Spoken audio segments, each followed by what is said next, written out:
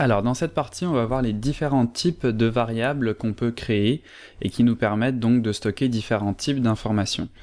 Donc on a vu comment créer des variables dans la partie précédente, et donc vous avez sûrement vu par exemple que quand je créais une variable qui contenait un nombre, j'ai tout simplement fait ma variable et j'ai mis un nombre directement.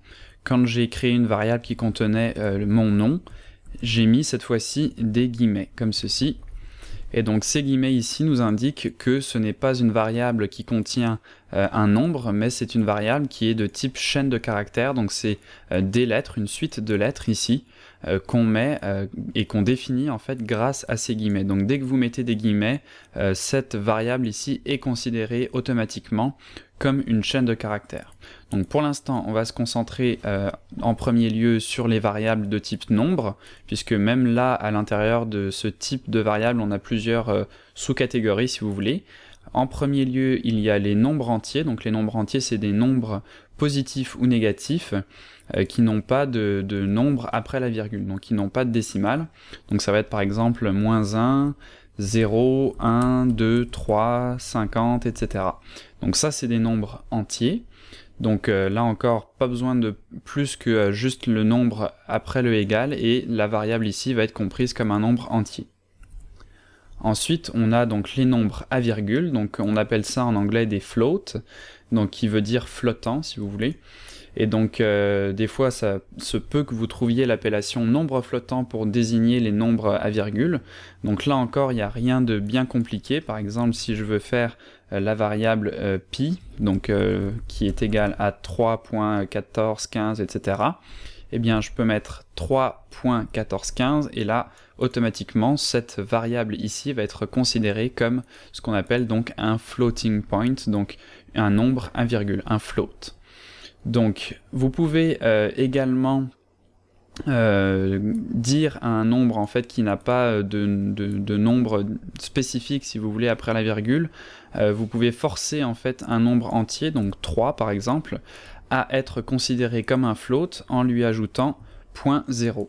Donc là, juste en ajoutant le point, même si après la virgule ça reste un 0, vous faites comprendre à Python que cette variable ici est de type float. Donc ça peut être important puisque des fois quand on va faire des opérations, il est préférable que les deux nombres qu'on va additionner ensemble en fait soient du même type, puisque Python pourrait faire des approximations si un des deux nombres était un nombre qui n'est pas un nombre à virgule.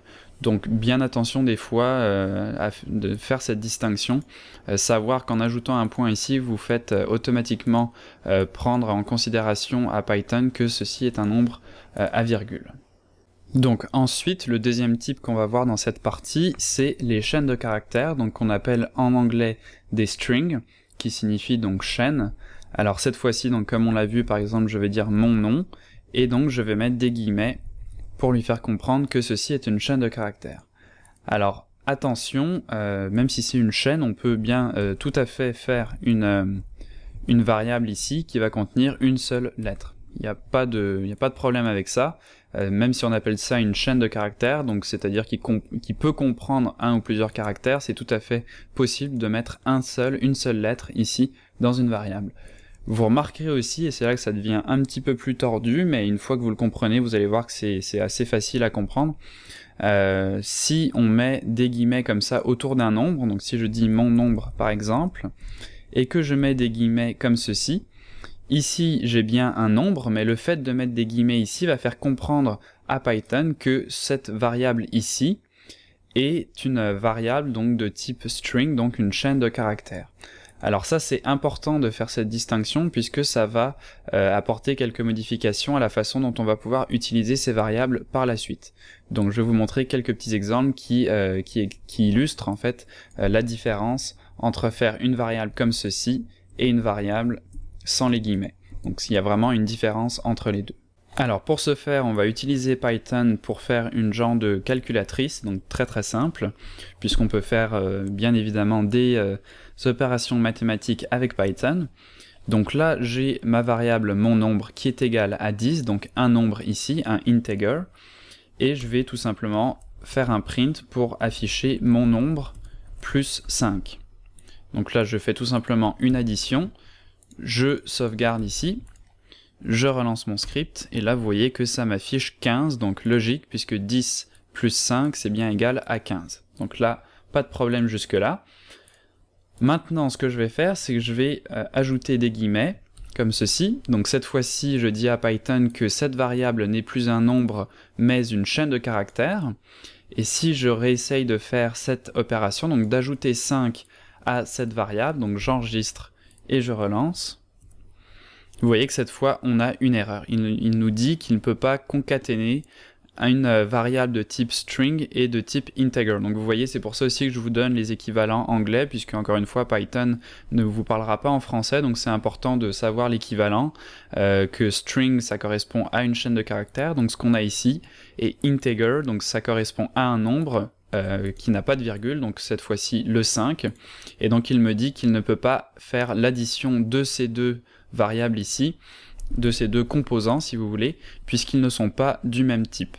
Donc c'est là qu'il faut bien faire attention à de quel type en fait sont nos variables. Donc maintenant ce que je vais faire pour vous montrer encore plus la différence, c'est que je vais cette fois-ci mettre des guillemets aussi sur le 5. Et donc là, si je sauvegarde et que je relance, cette fois on n'a pas d'erreur puisque les deux variables ici sont du même type, donc les deux variables sont de type chaîne de caractères, donc là il peut faire l'addition, sauf que cette fois-ci on ne se retrouve pas avec 15 mais avec 105. Alors 10 plus 5 ce n'est pas égal à 105 forcément, mais là vous voyez que vu qu'on a mis des guillemets, donc ce ne sont plus considérés comme des nombres, mais bien comme, si vous voulez, donc une chaîne de caractères, donc comme si on écrivait vraiment le nombre 10, et donc là ce qu'il fait c'est qu'il va tout simplement mettre le 5 à la suite du 10, donc il va écrire 10 et il va coller après le 10 la chaîne de caractères 5, et donc on se retrouve avec 105, et ici donc ce 105 là n'est pas un nombre, donc on ne pourrait pas ajouter à ce nombre là une valeur comme par exemple 10, puisque cette valeur qu'il nous retourne ici 205 est considérée elle aussi comme une chaîne de caractères, donc en langage Python ça serait égal à ceci. Et donc là, vous voyez que là encore, on a une différence entre les deux. On a d'un côté une chaîne de caractères et de l'autre côté un nombre entier. Donc là encore, on ne peut pas additionner les deux et on va se retrouver avec des erreurs. Donc on verra dans les prochaines parties comment régler ces erreurs et comment pouvoir additionner donc des chaînes de caractères avec des integers. Il y a moyen de le faire, bien évidemment. On verra ça par la suite. Donc voilà pour cette partie avec les différents types de variables. Donc il y en a d'autres qu'on verra encore une fois dans d'autres parties. Ça c'est quand même deux types de variables qu'on utilise très souvent, donc c'est les deux principaux. Et dans les prochaines parties on verra des types de variables un peu plus avancés, un peu plus complexes qui permettent de faire des opérations plus spécifiques.